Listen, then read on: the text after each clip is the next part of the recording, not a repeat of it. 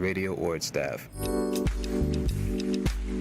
right, good morning, good morning. Listen, man, every week, and I mean it every week. If you can hear the sultry sound of my voice, it is indeed a good morning. My name is Attorney Clarence in Paris, and you're on Intex News Radio, reality radio, where everybody can be a star. And this is straight up the middle. Now, we've had this discussion over the years numerous times about how do we stay straight up the middle. But one way is you load up the right side to balance out the preponderance of righteousness and justice I bring from the left side, and somehow we end up in the middle. And to make all that happen, I have to have some other people help me in the process.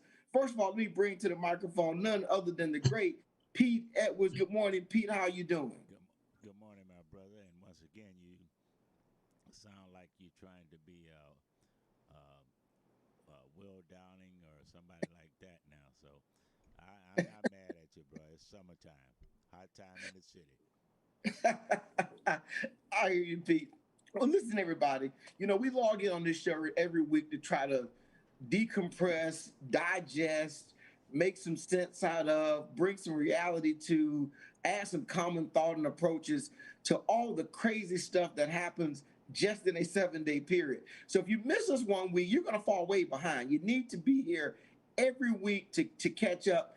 And this week has been so just outrageous. We've got with us helping out this morning on the show none other than my other co-host, the professor himself, Professor Tony Seabrook. Good morning, Professor. How you doing?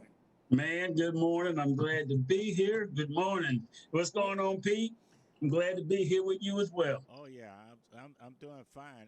Clint, if I can, coming in today, and all this rain and all, I passed 4 cars that had children under 3.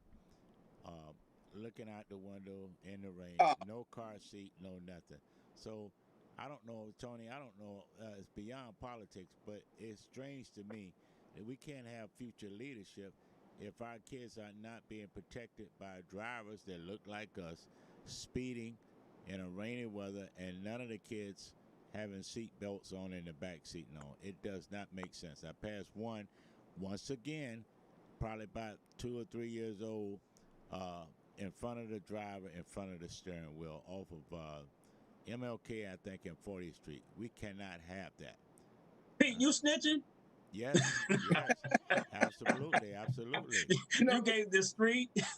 Yeah, but Pete, you bring up a key issue, and there are very minor things that lead to the proper development of a child. One of them is parents' obligation, first of all, to provide a safe environment for that child to grow and to prosper and to develop. That's basic. If you can't get your child in a car seat, how am I expected to have you navigate your child through the education system? How am I expecting you to develop your child with some sense of financial literacy?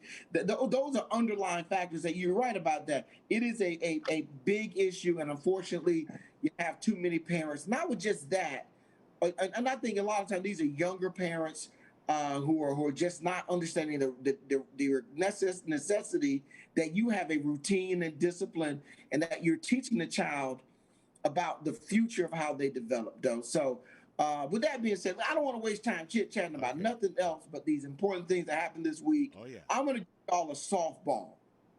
How do you Republicans feel about the rule of law and how it worked out for Bill Cosby? Man, let me go first because I know you and Pete go all day with this. I was upset. Well, let me say this correctly. When Bill was convicted, and really through the trial, I wasn't one that says, oh, they're going after another black man. There are a lot of things that a lot of news sources that talked about he was trying to buy NBC at the time. And so this was, trying to pull a black man down, blah, blah, blah. But I'm looking at his actual charges.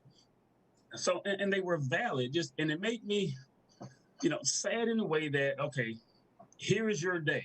Now, you almost made it out of this, and now you're being pulled back for something that you, in fact, did.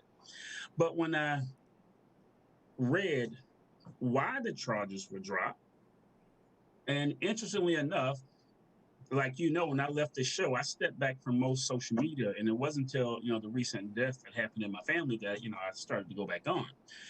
But I caught a Judge Joe Brown interview with, I think it's Lamont Hill. Yes, Um, yes.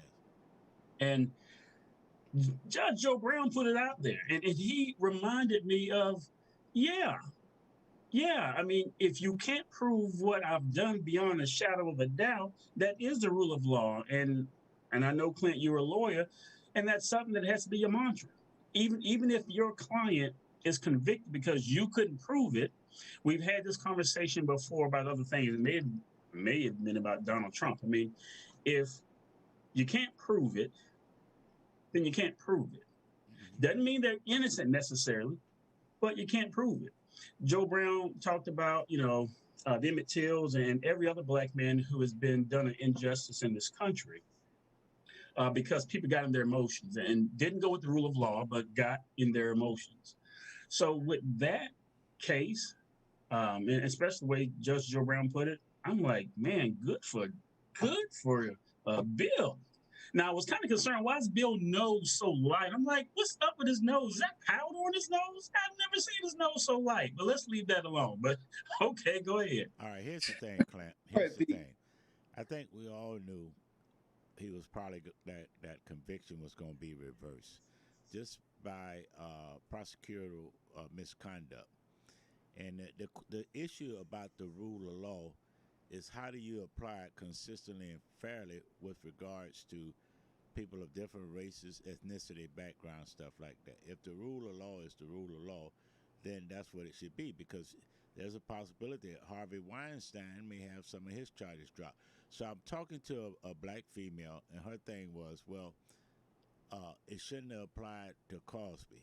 Listen, when I look at the rule of law, if the law say a reversal is at hand, I may not like it and all, but if they reverse it for a white guy whose name was Cosby, then they should reverse it for a black guy whose name may be Cosby. So you have to throw the morality and all that out the window when you're talking about application of appeals and the rule of law. And Clint and Tony, you all are aware a lot of times you will have a defense attorney will plead a defendant guilty in an offense, but they will go on record and say, hey, we want to confirm our right to appeal, although we're pleading guilty. Other times you have people will waive their right to appeal and plead guilty. So I'm not surprised about the verdict. I think in those kind of cases, it's you got to go by the rule of law. The only question is with Black America is how do we push the rule of law with regards to us being given an opportunity to be judges to evaluate the rule of law? And I'll leave it at that. Well, Pete, I think you put it very soundly because one of the things that always has bothered me, and the reason I really want to get into the legal system was it is the place where the most error has the most impact on people's lives, other than medicine. In medicine, a doctor messed up, somebody might die. In the law, you lose your property, you lose your rights, you may be fined, things like that. But it is a system that's fraught with so much error because at every stage it depends on people to move it along. Let me walk you through it. First, you have the people involved in the incident. Well, they're going to remember what happened very differently. They're going to see it differently. They're going to recall it differently, and they'll have their own reasons, and some of it may be conscious or subconscious as to why some stuff they can't remember. Other things they can remember. And I'll give you a good example. They were talking to a young man in two different interviews. The first interview, in the collapse, he could almost remember nothing about the collapse. He got out of the collapse in Miami. Well, several, a week or so later, when I saw him in another interview, he was much more detailed about what happened, why his memory was giving him more information. So we start with the two people. Then we bring in investigators, right? We bring in police officers or whoever it may be, the scientists. Again, they're people, more error. And every time you add another layer of people involved in a situation, the potential for mistakes grows exponentially. Then we add the actual prosecutors, the attorneys, and finally you get down to the jurors. And Lord forbid you put your hands in six strangers to decide the fate of your life, your property, the potential error factor is just astronomical in that regard. Then we go back a step and look at the laws that are in place that are being used. Those laws are created by who? Again, people. People who have their own motivations, their own agendas, and various reasons why they put those laws in place. Now, let's specifically look at the Bill Cosby case in its pieces. First, I've never been drugged. I've never been, put in a situation where I lost my faculties and all that kind of stuff. But I worry about young ladies and women in general who are subjected to the unwanted advances of men throughout their lives. How do I know that? Because men, we work on the law of averages, right? We take a shot at 10, hopefully we get to 1. So all those are unwanted advances that whoever had those had to reject and turn around. So it's nothing new when a man makes overtures to a woman. And women, I mean, it's not okay. I know I'm gonna get some bad emails, but so what? Y'all send the emails. Oh, I was about to make my note because it seems like a one-sided conversation. I know I'm gonna get some emails on this, Pete, and I know Anna's just staring at you, shaking her head right now. But just bear with me on this. There are certain signs I know when a man is setting you up. Hey, let's go to dinner. Can I buy you a drink? You sure look good today, honey. How about you come over to my place later? Let me get you something to drink. All these are steps towards some other ulterior motive. And I'm not going to say what Pete said the other week that could have gotten us banned off the air for a year. But you know where they're trying to get to. I told my daughter, I said, sweetheart, good guys and bad boys have the same GPS, same destination. They're just using a different GPS. They're all trying to get to the same place. So when Miss Constant shows up at Bill's house, she's sending him signals that, this may be something else. And Bill goes into his game book, what he said it was. I give the young ladies something to help them relax and, go along with whatever he's trying to do. But so I think that all along we knew that there was some kind of in this thing that was just messy. Go ahead, send the emails. I don't care. Now, that starts it. She says, hey, Bill, I didn't want this to happen. And they go after him. And the prosecutor decides, I don't have enough evidence to prosecute Bill. I don't have enough evidence. I got her saying, he was consensual. I got him saying it was consensual. I can't prosecute this. But I want her to get something out of the deal. So Castro says, listen, Bill, you participate in the civil case, give your deposition, and we won't charge you. Period. That's what he did. So when Bill Cosby gave that deposition testimony, in effect, he was giving up his Fifth Amendment right to not self-incriminate himself. With that being said, he doesn't give that deposition without that assurance. Now, here's where it gets kind of murky is usually there's some document somewhere, a non-prosecution agreement somewhere. Correct. This didn't have one. Now, that's that case. That's in 2005 or 7 or whatever it is. Fast forward to when Bill gets prosecuted. The new prosecutor campaigns on the slogan of, if you elect me, I will prosecute Bill Cosby. That is the epitome of a political prosecution. And so he gets elected, and what does he do?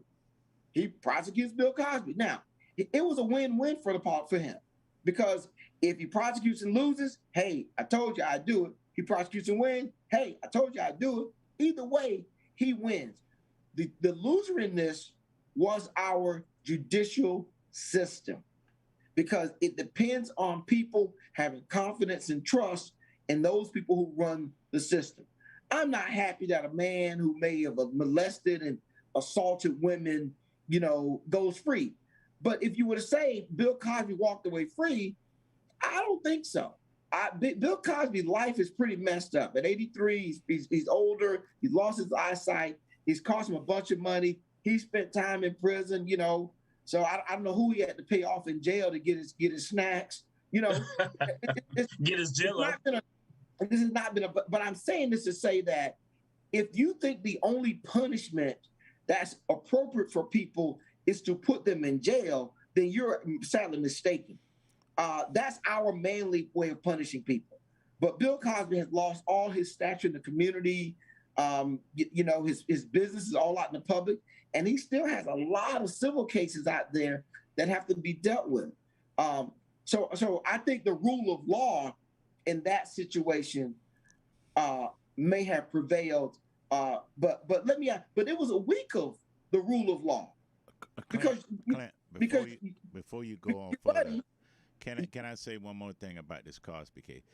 absolutely. People have to understand that all victims are not necessarily victims under the rule of law. But remember, prosecutors have an obligation to the voters to say, I don't want you to accuse me of being soft on crime, regardless of whether the evidence is there or not. And you see it in a lot of black cases. That's why you see so many exonerations and all. So they don't want to be accused of being soft on crime. And the other thing about it, whether we like it or not, in the judicial system, the courts generally do not favor public defenders. They just don't. I've been around long enough to see cases that should have been thrown out at the local level, and the court will say, well, it's probably going to come back on appeal, but that's your choice. So I want to keep it real with that. But that's an issue because, and I'm talking about all over the country, black and white judges, Hispanic judges. So I want to be clear on that, and I can't wait till we get this other subject with the herbs because. But no, y'all can't just leave it that. So I'm gonna have to Okay. stick a pin. Let me stick the pin in this. These were scholarly and legal opinions, and they're all true and fact based. But there's a great amount of the American citizenry that believe they're like, okay, this stuff happens all the time. Why'd she go over there? Just like Tyson. See, my motto's always OJ did it. Tyson didn't rape that woman, and Bill shouldn't have been in jail. See, it's always been that. So while we can talk about, well, I'm getting a no. So while we can make the legal argument about what happened and whether or not the attorney general or the district attorney lied, in which they did. There are people out there who just look at the case at face value.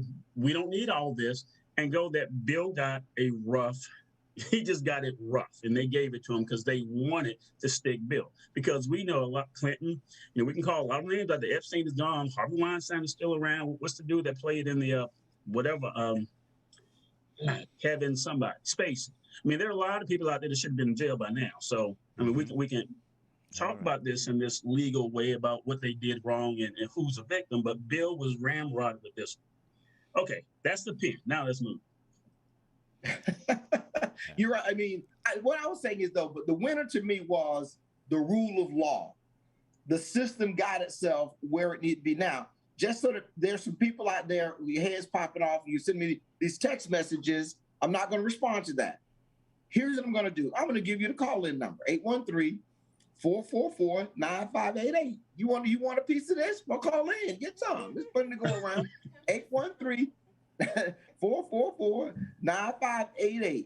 So if you want to call in, that is a call-in number.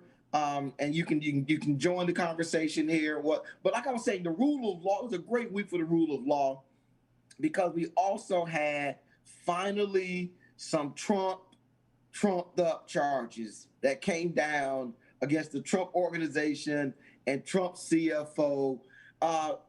Pete, when you finally saw that in New York State, finally some criminal charges are being brought related to Donald Trump's activities, what was your initial response? Well, and remember that was a joint investigation. So I'm thinking in terms from a federal standpoint, it won't be too much to it, even from a state point, because you got to remember when you look at the rule of law in cases like this, there's generally a set aside will say, okay, Pete, if you pay us the 10% of the tax fraud and some other things, then we will minimize and recommend to the court that you do a minimum sentence.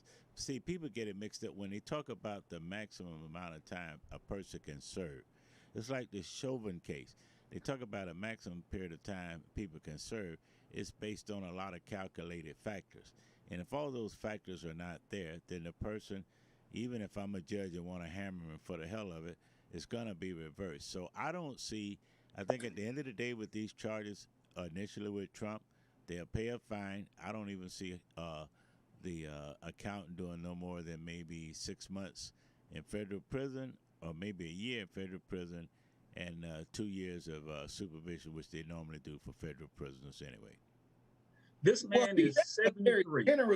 that's a very generous way to look at this. Go It's ahead, an honest Professor. way. I said, okay, so the CFO is 73 years old, and we know that you just talked about political prosecution with the law. Hey, That's what why this, does his age matter, though? Who cares how old he is? well, you just cited Bill Cosby's age and how his career may be over. So, and if it applies to a black guy, it applies to a white guy, right? It both ways. So my thing with this, we know trumped up charges, and this is another attempt to put pressure on any Trump allies, certainly his employees, to get them to flip. I mean, just the fact that they're coining or terming Trump's business as a criminal organization, anything to further muddy the waters in hopes that Trump can't run again. That's the biggest fear. If this guy was knocked out with that second impeachment or somehow now with this trumped up select committee that we're going to get to talk about, if he was a TKO, if you will, and all that the Democrats tried to do with him before he left, they wouldn't be still doing this because they won. The guy's gone. He can never come back. They're scared of him because I told you when I left the show, Trump took his base with them. Until they can wrestle that base from Trump, they got to keep beating this man and hope he does not rear his head.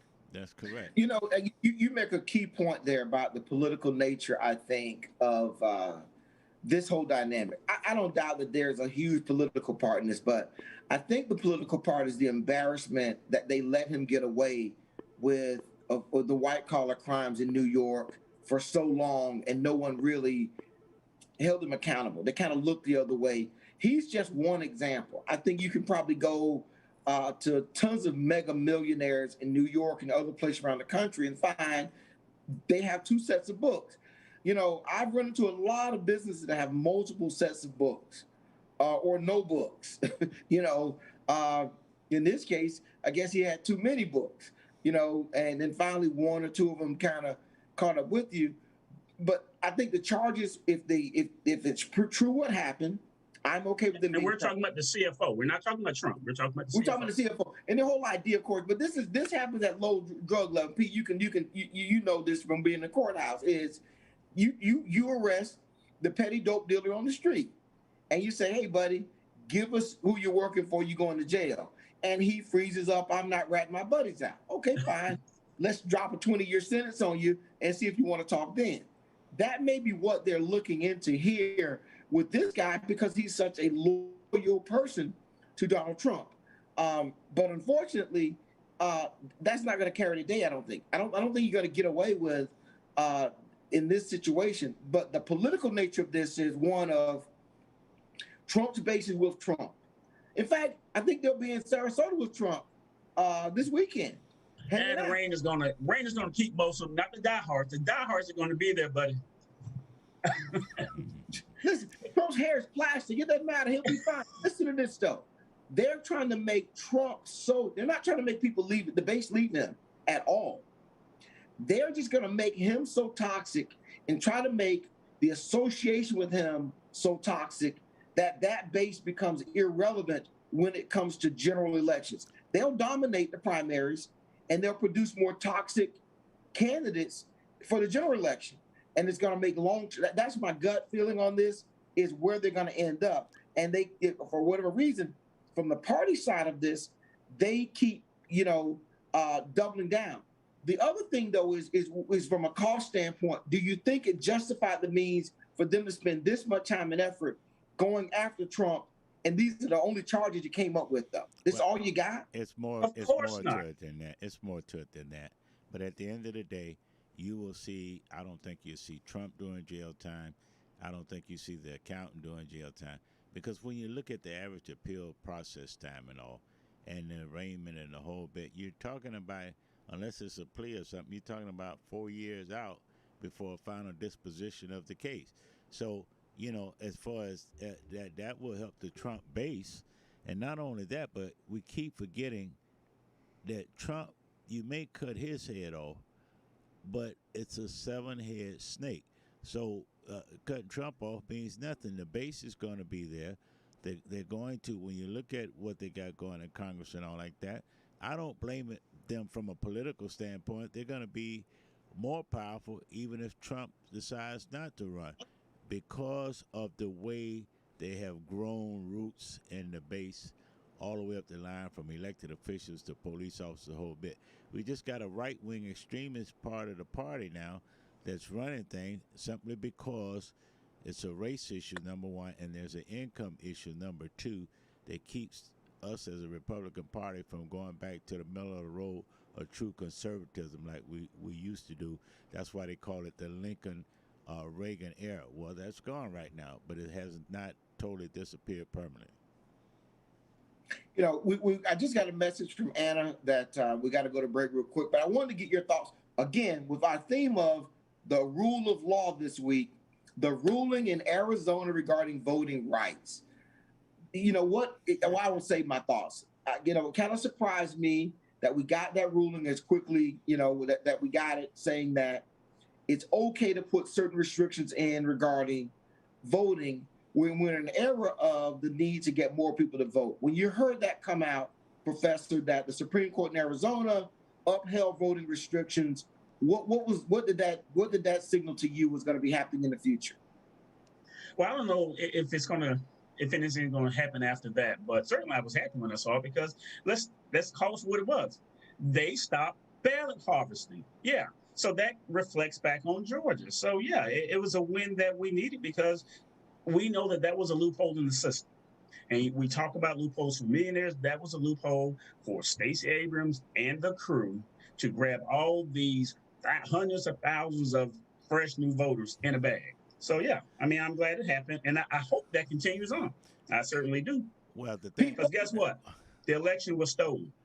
Well, I don't think it was stolen. I'm not going to respond to that. I'm not going to respond to. I know, that's why I put that in there. You can't even delete it. We're going to talk about actually legitimate issues today. Pete, when you saw that ruling, what did that kind of imply? That Donald Trump would get what he wanted with the Supreme Court, having set up this supermajority? No, not really. It's up to the people. Listen, if you want to vote, you're going to, when I think about our forefathers, the people in the 60s and 50s, if you want to vote, you're going to vote. And again, I had a brother get mad at me because I stay on the ID. We have an ID for everything.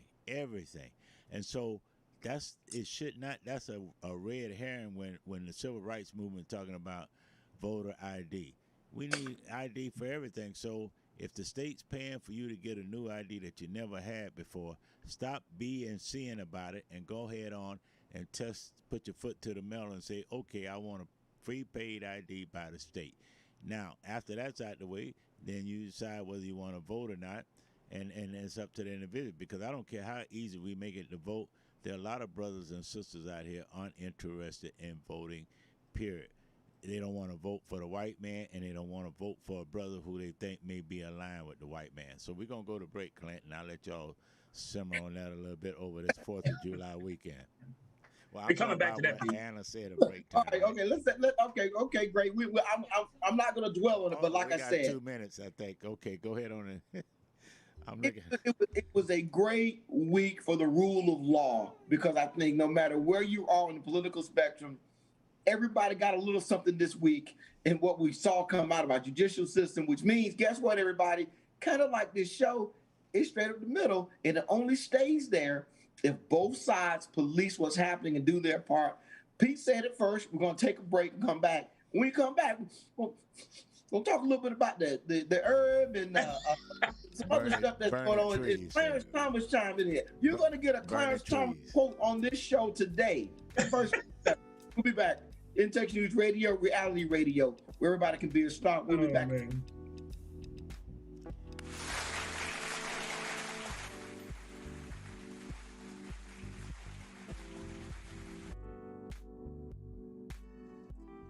We're playing your favorite old school.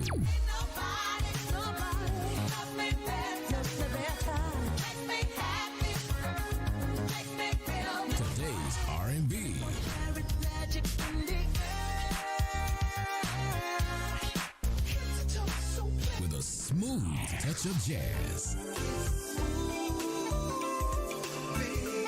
You're listening to In Touch Radio. Excuse me, but do this station keep you in touch? A lot. How do you like the music? A lot. Do they play your favorite songs? A lot. And in just 2 words, how do you like the station? A lot. There you have it, folks. The moral of the story is our listeners like us A lot. in touching you 24/7 on the World Wide Web. We're In Touch Radio. Hey, this is Agent Wright, better known as Mr. Clean. You looking for some great barbecue? Come see them two brothers in the grill, located at 423 Virginia Street, Charleston, West Virginia. We got ribs, chicken, pulled pork, brisket, collard greens, mac and cheese, baby. Come get some and get you a nice, smooth cigar. 304-550-4431. That is 304-550-4431. Come get some, baby. The Rib Man, mama, the Rib Man.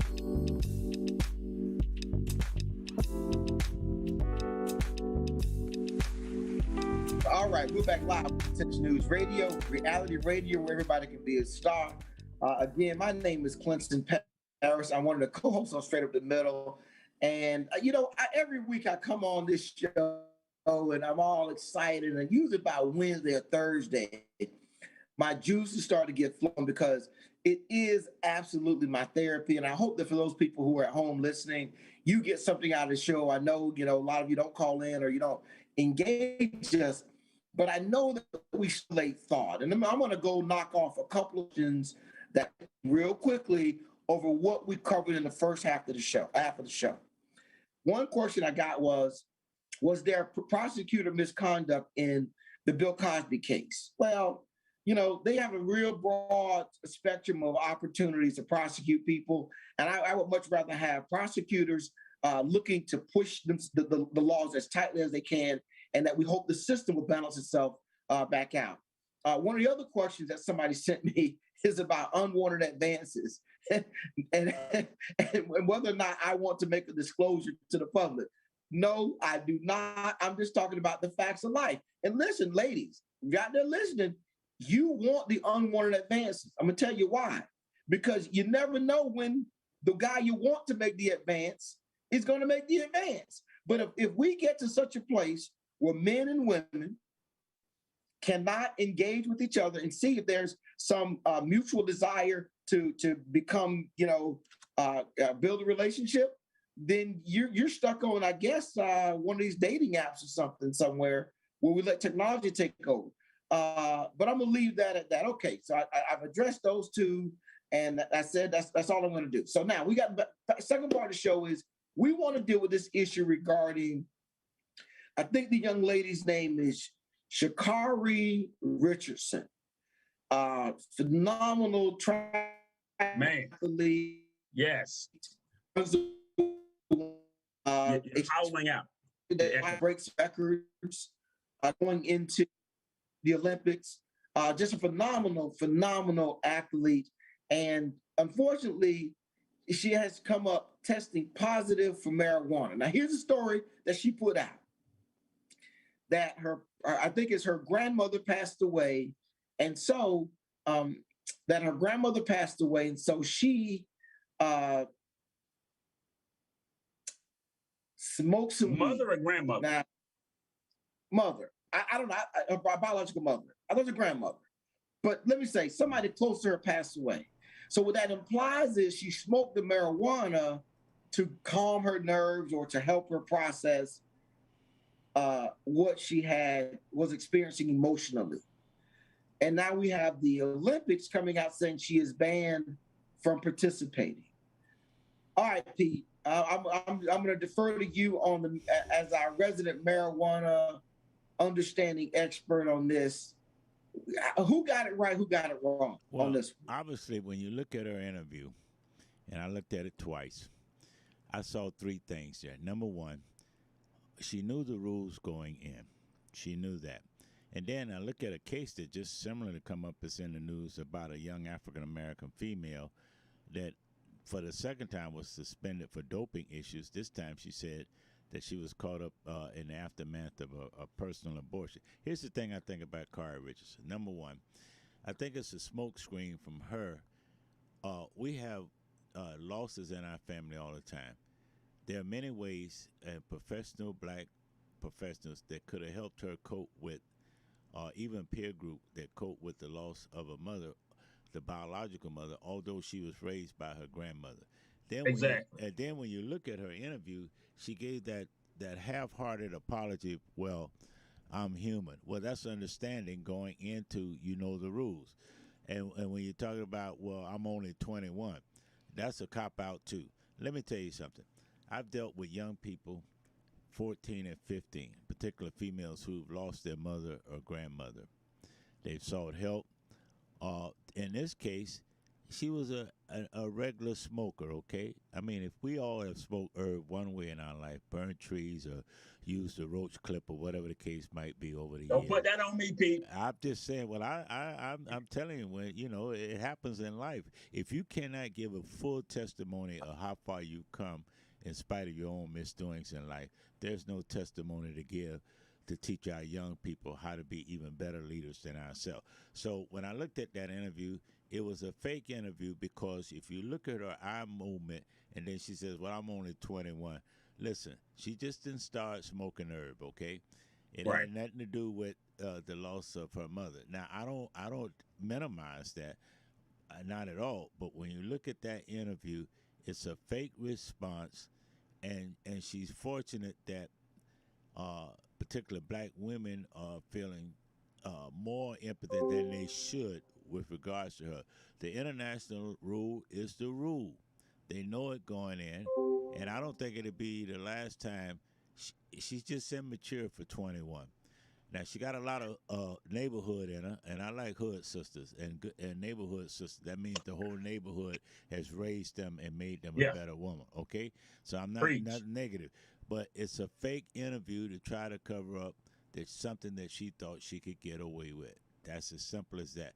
If she was mourning the loss of the biological mama and they didn't have a lot of contact, who's the best person to help her cope through the whole thing? It's the grandmother.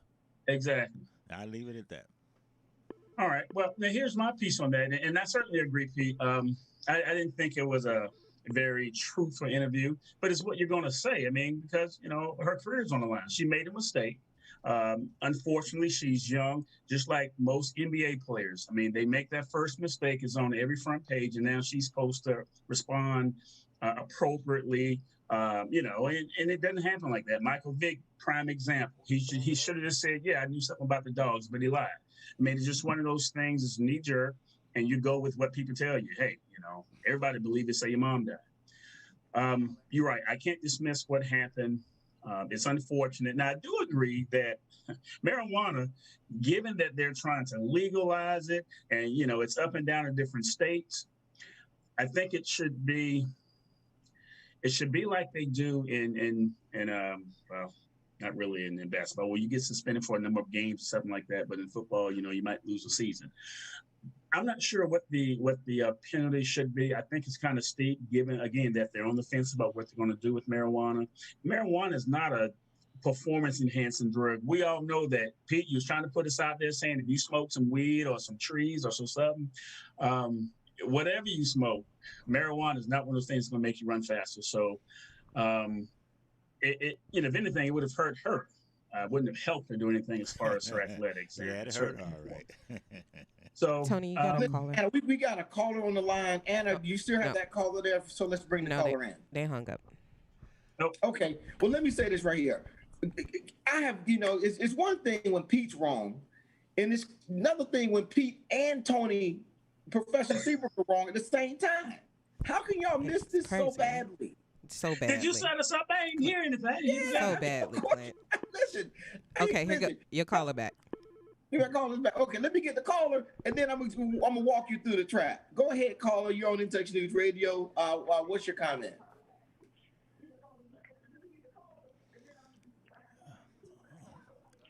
Go ahead, caller, please. We're waiting on you. Hello, caller. Are you there? Hey, can you hear me, Pete? Yes, go ahead.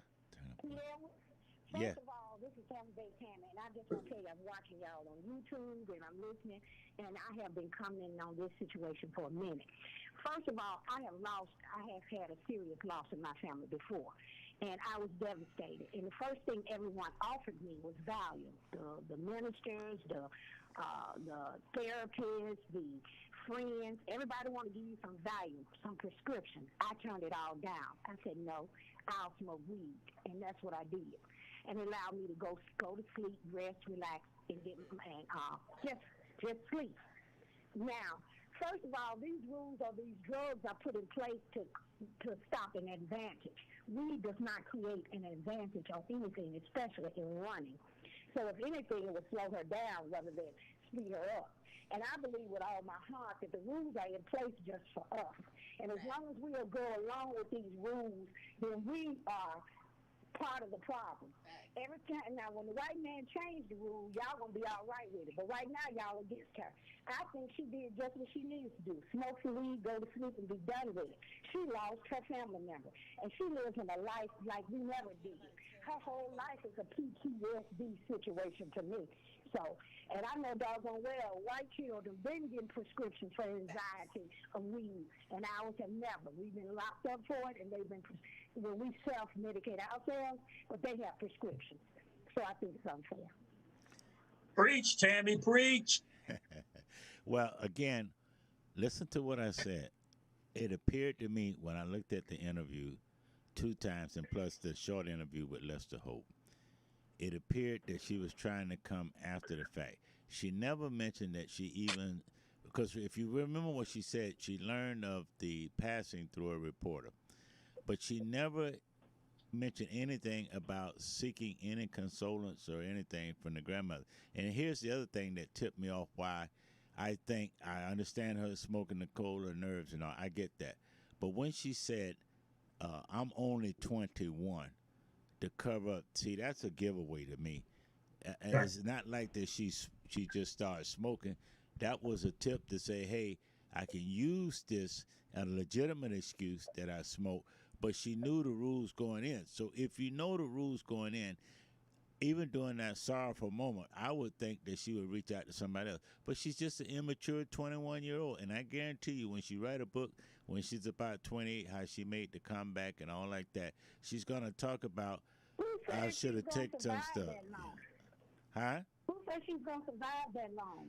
I think she will. I think she will. That devastate our children. They never recuperate. And we act like, the Congress knows the rules, but they still don't abide by them. The president knows the rules. He still doesn't abide by them, and we see no repercussions for them. But these are rules put in place that only snatch us down.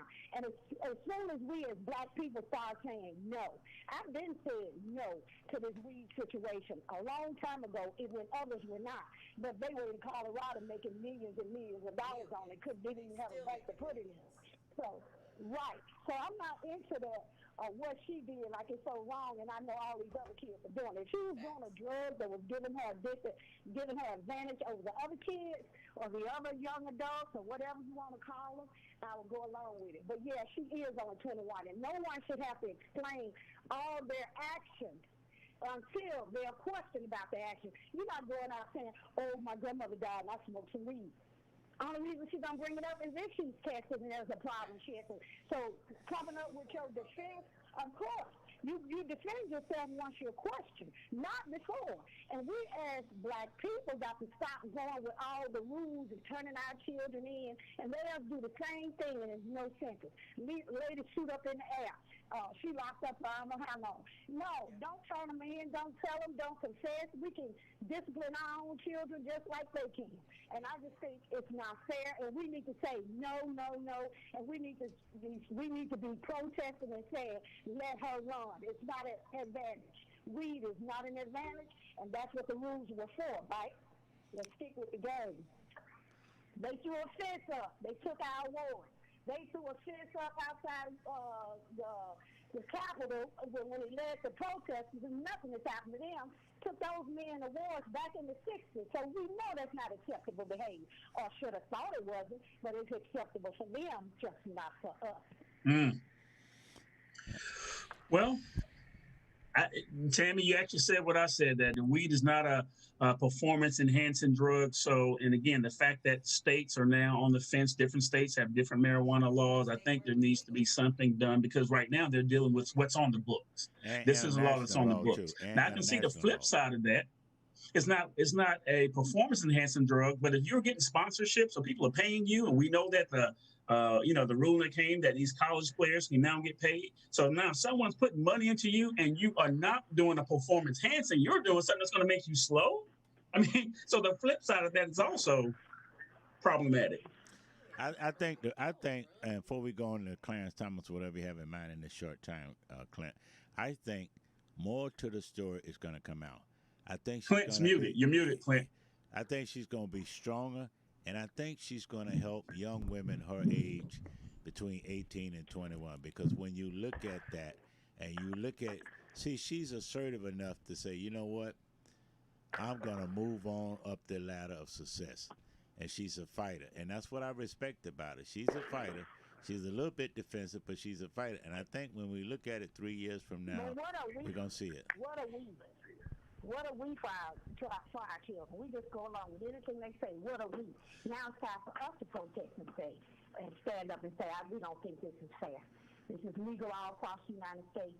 This is not however you said, giving them advantage of, however the professor put it. So we need to fight, to me.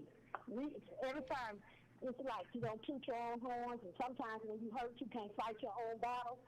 It's time for us to fight for her and say, no, we don't think this is fair.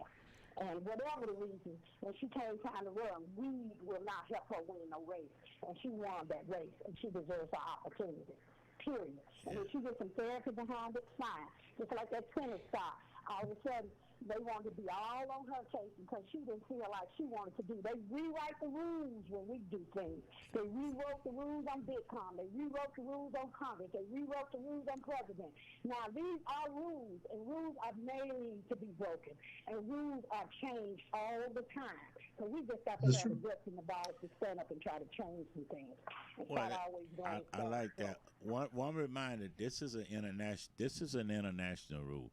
I'm sure if it was left up to America by itself, they would waive it and say, "Okay, we're going to waive the suspension." But this is an international rule, and when you that's a good point, Pete. And when you look at the makeup of the international body of Olympics, I will remind people that a lot of African countries help make up that rule. And trust me, in a lot of African countries, you better not be caught with not even a cigarette to roll up into some herb. I'm just saying, so we got to keep it honest with the people so they can look at things and we just talked about it earlier, the rule of law.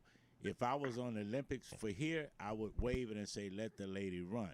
But remember, she didn't get caught as much as the American law. She got caught in the international law.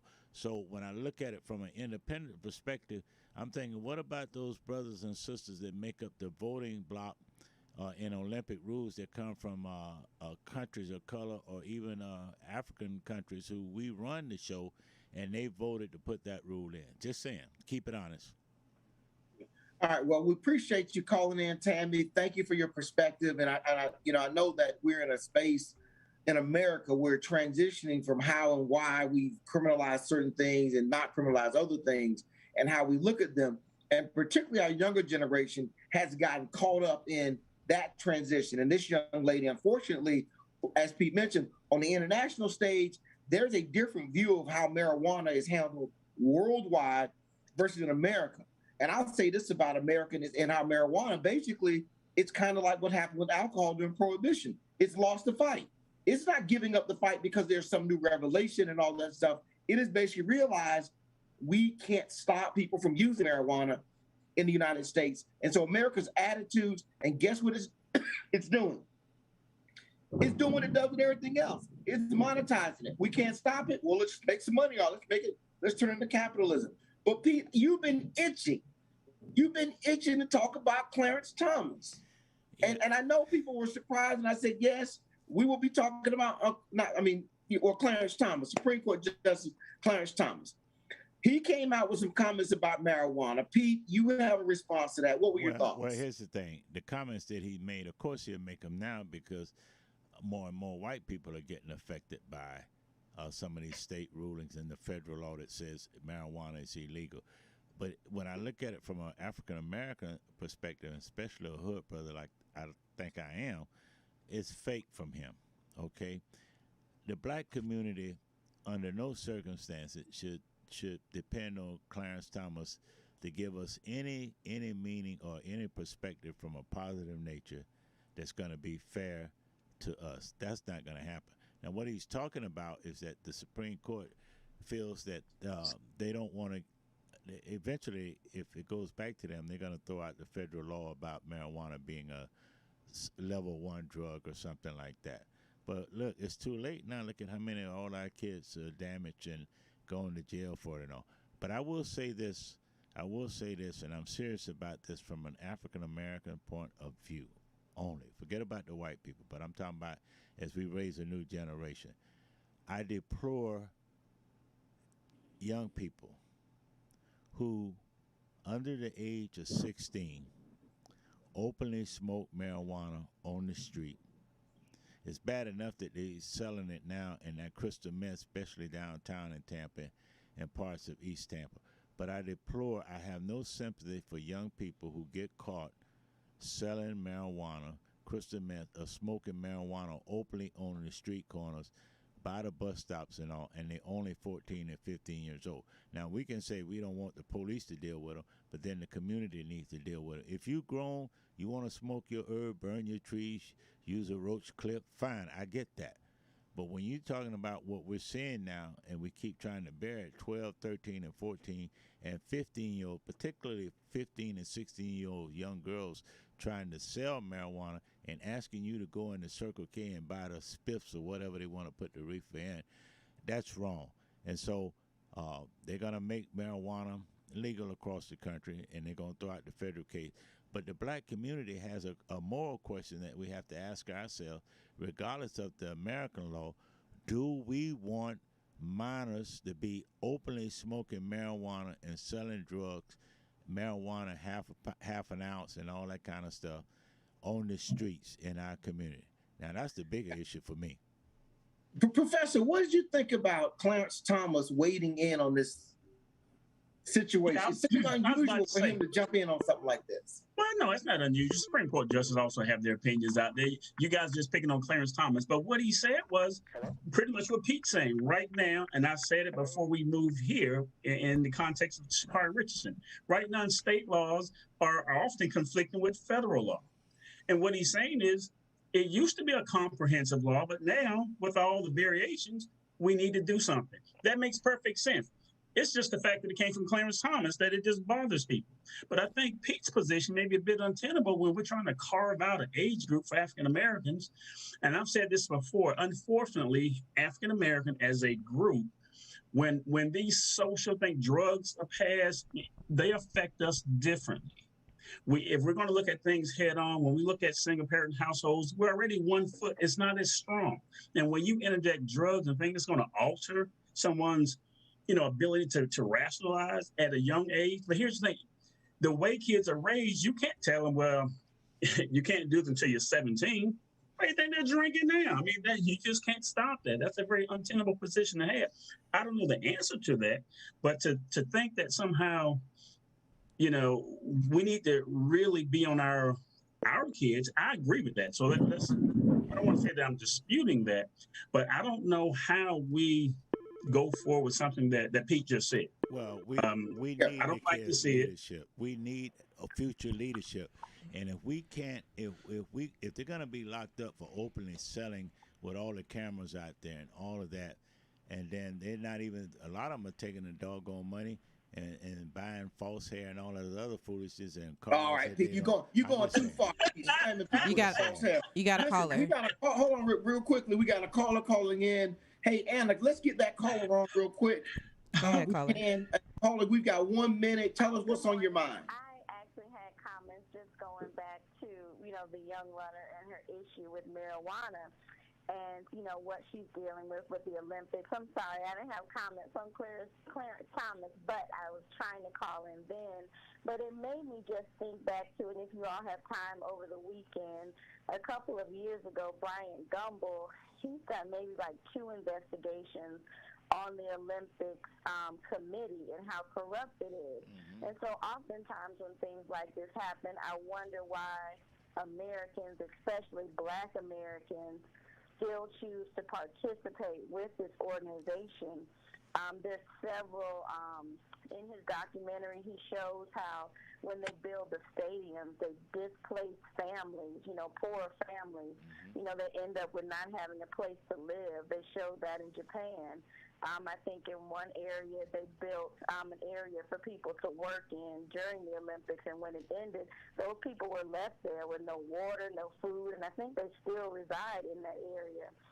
They also have been accused of silencing the news of any bad news, I think when they were in China as well. Even with the Olympics in Brazil, they had several issues, and I think that's when he did the second investigation on them, how they were hiding some of the darker people that from Brazil, darker-skinned Brazilians. So there's just a lot, and it really runs deep, like, the debt that some of the Olympic people that participate come out with by even being in the Olympics. So I think that maybe that's just something I wanted to share, and I think more people should look at and really just consider, should we even as Americans still participate in something that's so corrupt? Well, thank you so much, Ashley, for calling in. Capitalism has its way of finding its way into anything that we do. Unfortunately, we've come to the end of the show, and I don't want to hog the microphone. Congratulations. Happy. Soon, but are you all familiar with any of the corruption that has gone on for so many years? Yes. Absolutely. And anyway, anywhere that you find money to be made, you're going to find corruption. The Olympic Committee, and so in the anti-doping agency, which runs the overarching drugging, policing, and stuff. And that's been around for a long time. But we know that that's going to be manipulated, that communities are going to be gentrified. It is just a result of what capitalism does when it has an opportunity. And the Olympics gives each country a chance to target an area and do that as they roll around. But unfortunately, we're at the end of the show. Professor, closing comments as we go into this 4th of July weekend. Well, given all the leftist policies about how bad America is, I celebrate this independence, but I do it with this. And it's to answer all the questions that we have. Coram Deo means living before the face of God. So if we do it as we're doing it to God, we don't have this to worry about. I'll leave it at that. All right. Thank you very much. Pete, go ahead and close us out. I just want to say, look, at the end of the day, we have to prepare our young people to take our place in leadership. They have better ideas in some cases. And if we're going to have them on the street selling acid and them white people drugs and all like that, at a minor age, it's not doing us any good. So once they get grown, they want to do that, fine. But we got to get our kids ready for this new leadership that we need in this country. So we've got a choice to make. Do we tighten them up early, or do we let the system tighten them up and then we have no leadership? That's all I got to say. Outstanding. Thank you. Thank you very much, Pete. Appreciate you joining us this week, Professor. This has been In Touch News Radio, reality radio where everybody can be a star. See you next week.